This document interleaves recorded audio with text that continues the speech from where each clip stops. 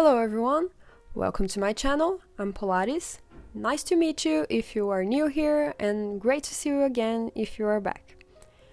This is my first speaking video, so do apologize if it isn't the best thing in the world.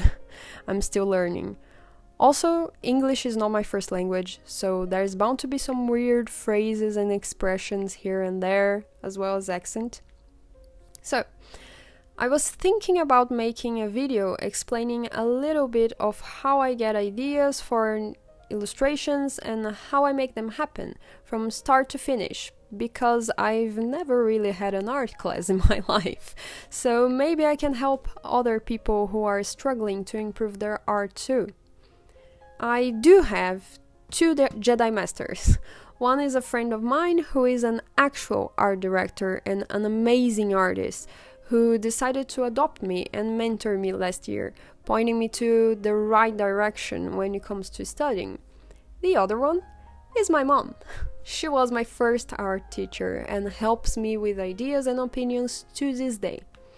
Gotta love her, seeing my ghost illustrations and giving constructive opinions, even if she thinks the papas are a little bit scary.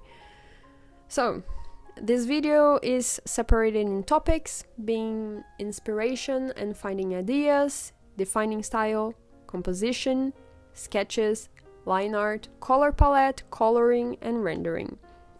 They will be all regarding this illustration specifically. I figured it would be a nice idea explaining how the whole thing came to be instead of just talking about isolated techniques. I think I'll be doing this for the next illustration videos I post here. The simpler videos I will keep as time lapses. Maybe you will learn something with me as I keep on learning myself. So, without further ado, let's begin. First topic, inspiration and finding ideas. My creativity has been running a little low recently, so I decided to start a mini-series of illustrations based on ghost songs. That means I already have the overall theme defined. I just have to work within that realm. I was listening to Hunter's Moon on a loop this winter, so I decided to go with that one. I had already finished another ghost illustration that was very much in line with Dance Macabre, so I took Hunter's Moon as the next challenge. In this case, then, I take the things that remind me of that song. Although I know it was for the movie Halloween, the expression Hunter's Moon reminds me of the goddess Artemis, the goddess of the hunt and one of the many goddesses of the moon. When I defined that, I already knew the sort of path I wanted to follow with this illustration. When finding inspiration and ideas, it's always good to have visual references. This process was easier for me on this one because I keep so many inspiration folders on Pinterest, as well as many books of museums and pieces and artworks at home. So my tip is, when you want to find inspiration and ideas, is to grab a book with images you like, or maybe a magazine, or go on websites such as Pinterest, where you can browse lots of images and save your faves to keep sort of an artistic mental library, so to speak. After that, we get to defining style. It sounds rather boring, but defining a scope before starting to actually draw can be crucial. Sometimes having too much freedom and too many choices can get us into that I don't know what to do, so I won't do anything feeling. When you define things beforehand, it can be quite helpful because you won't have to be thinking about it as you go. With this one, it's based on ghost songs, so I figured to go for a style closer to the official band artwork. That means line art will be an ink brush instead of my regular real-life looking pencil brush.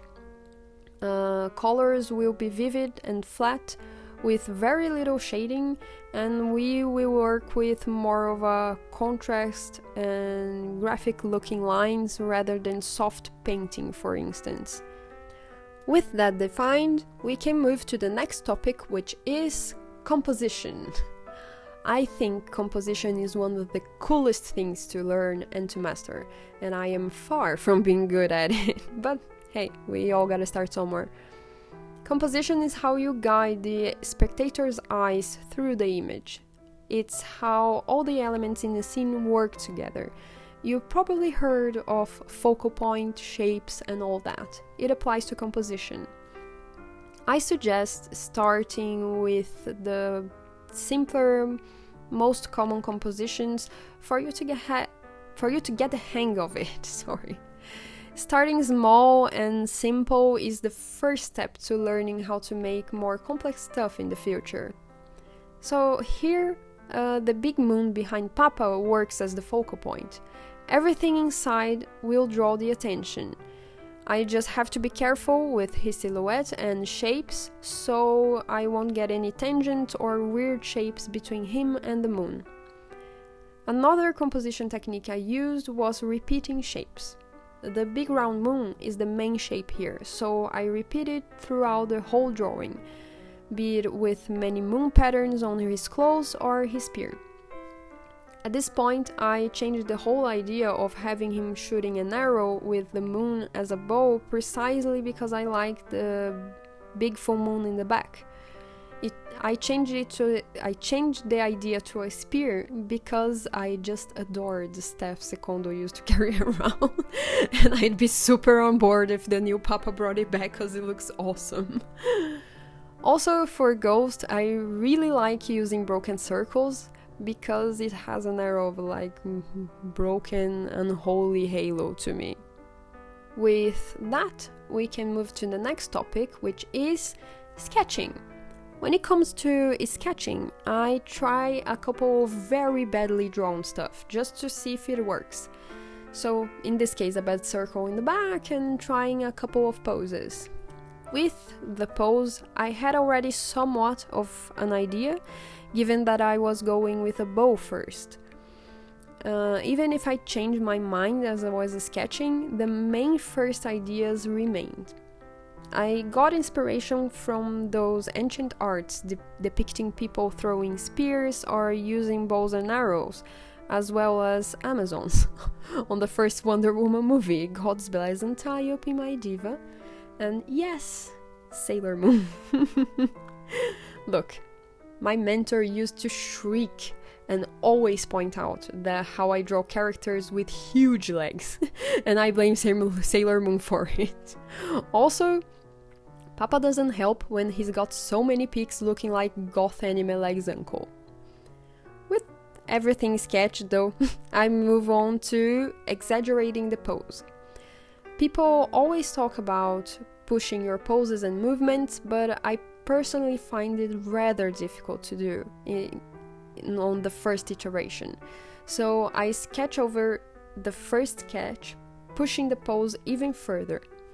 And then I use the free transform tool to push the second sketch even more. That means I have around 2 sketches before the actual refined sketch, which is the one I add all the details, meaning actual facial features, clothes, and etc. The one I use as a base to draw the line art is actually the 3rd or 4th sketch. So don't feel pressure to make your first sketch the definitive one. Also, my style is a lot more realistic than stylized. It's important to learn how to draw stylized characters so you can have that in your bag of tricks as an artist.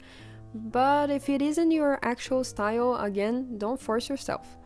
Learn it so you can take what works for you and apply that to your work. With the sketch done, we move to line art. There isn't much to say on line art here, I think. It depends a lot on the style you defined before, so whatever your scope is, that's what the line art will be. For this one, again, I used the ink brush. One tip I learned from my mentor was using longer and continuous strokes, erasing it and doing it again and again and again in one swift movement until I have the perfect line I was looking for. It takes a lot of time and work, but it's worth it. I'd suggest searching for how to draw from the shoulder. I know it's a weird thing to think about, but it's basically using your shoulder. I also use my elbow too sometimes as an anchor instead of your wrist, allowing bigger movements and therefore longer, smoother lines. I still draw with very bad small sketchy lines sometimes, but that's just when I'm sketching mostly. I'm not perfect, and I'm probably never going to draw with just the correct techniques because that's not how I learn, and it isn't much natural to me when I'm drawing. But it's always good to learn new stuff and have them in your arsenal for special occasions. I also suggest putting your favorite playlist on and accepting you're going to spend hours on it. For this one, I think it was around 3 or 4 hours of line art, but I see that as meditation work. Moving on, we have color palette, coloring, and rendering. They are all together, so I'm going to talk about them like we talk about the fates. You can't bring one up without talking about the other two. This drawing sat on limbo for quite a while on my unfinished folder because of the color palette.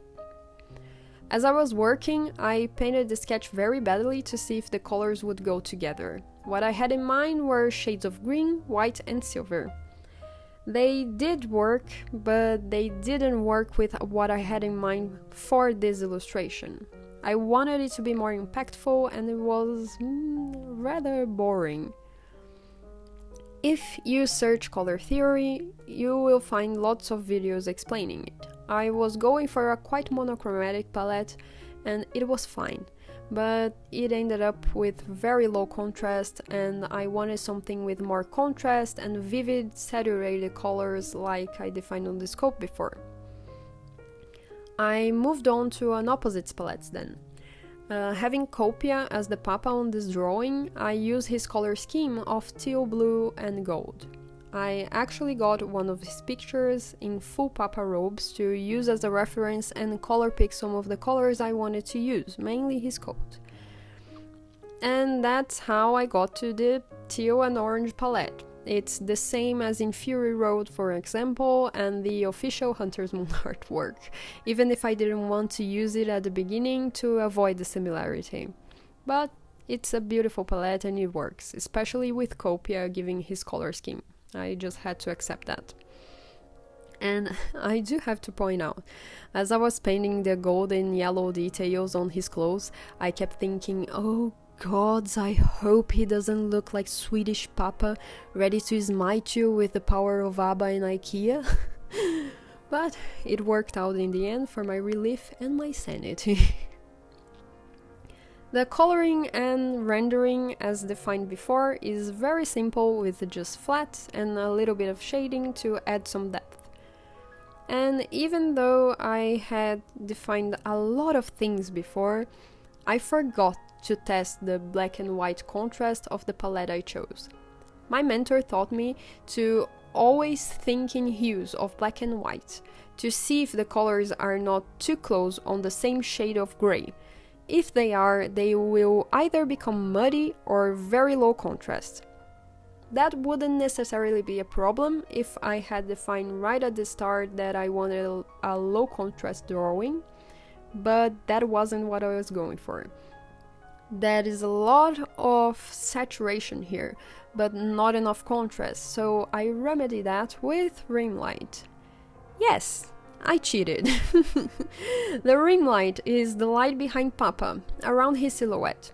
That was good enough to separate him from the moon and make him pop out, instead of just blending with the environment. 3-point lighting is something very used in movies and video games and can be the key to adding a whole lot of atmosphere to your illustration. As a final thing, I saved the whole drawing as a PNG file, already with the watermark and all, and opened this sort of final version to work on. I am actually insane and I work with huge file sizes because I have no idea how pixel dimensions work. So at some point my software becomes really slow, and if I don't do that and open everything in just one layer with less info, the software crashes and my computer dies. So after everything is done, I add one final layer on top and fill with color, playing with the layer mode and opacity. For this one, the layer mode is in color and opacity is really low, around 11% I think. It works as a color wash that makes it all come together as one. Please bear with me, it's really late here and I tend to make really stupid jokes.